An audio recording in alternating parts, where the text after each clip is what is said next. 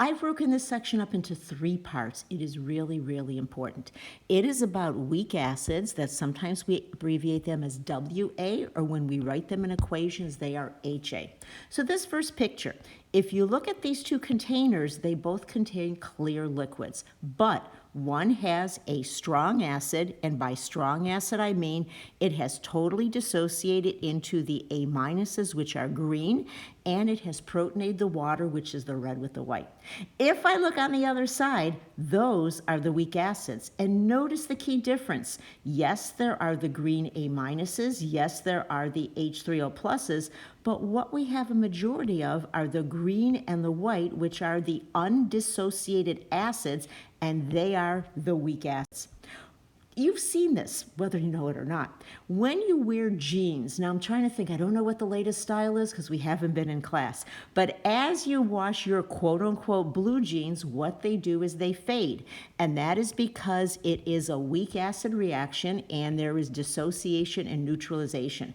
Yes, I know we have a lot of spandex and things in our pants, but in the old days, cotton jeans were made as cellulose, and this is actually the dye that makes your blue jeans the color blue.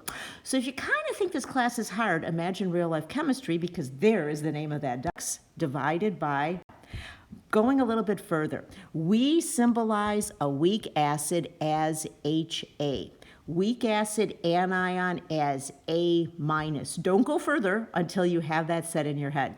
When I write an equilibrium reaction, I write HA, I put the double-headed arrow, I put an H plus, and I make an A minus.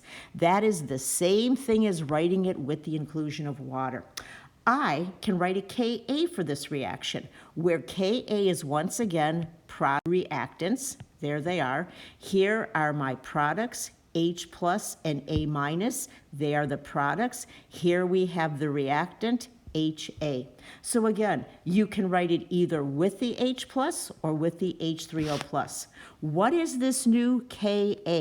It is called a weak acid ionization constant, and it's just like a Kc. It's products over reactions. Now, there is a convention we follow where we write the acid on the left. In this case, it is acetic acid, and we write the ions on the right, which is the H3O plus and the acetic acid anion. We can write the K for it, and when they measure it, it is 1.8 times 10 to the minus 5. It is the hydrogen that's bonded to the oxygen that ionizes to form the H plus. We have different values of Ka. I'm just going to circle these. At the top, there's a 10 to the minus 2.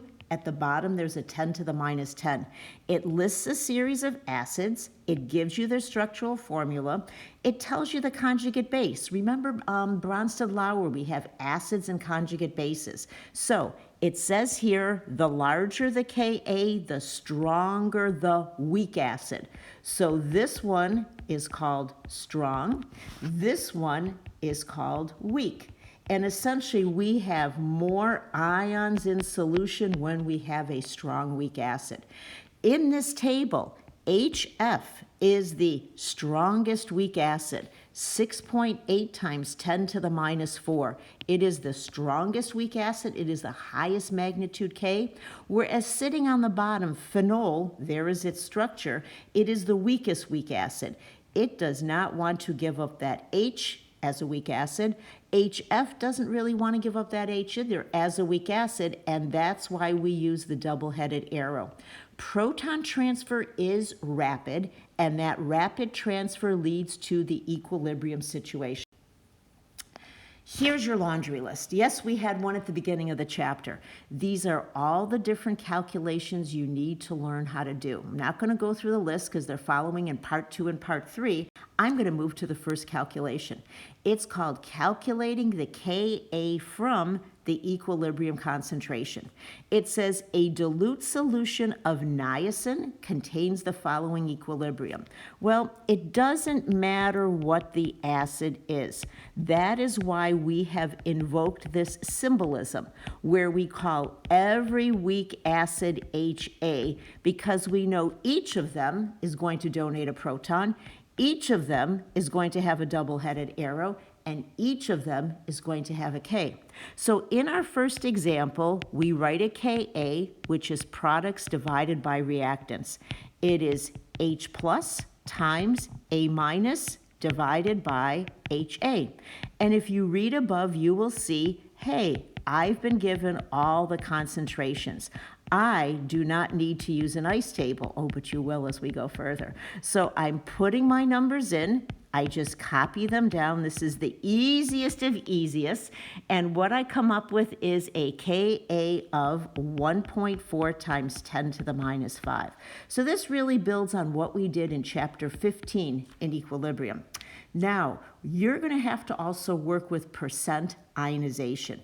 And it has a formula. Percent ionization is whatever the equilibrium calculation concentration is, whatever the original concentration is. So we kind of make an assumption. We can see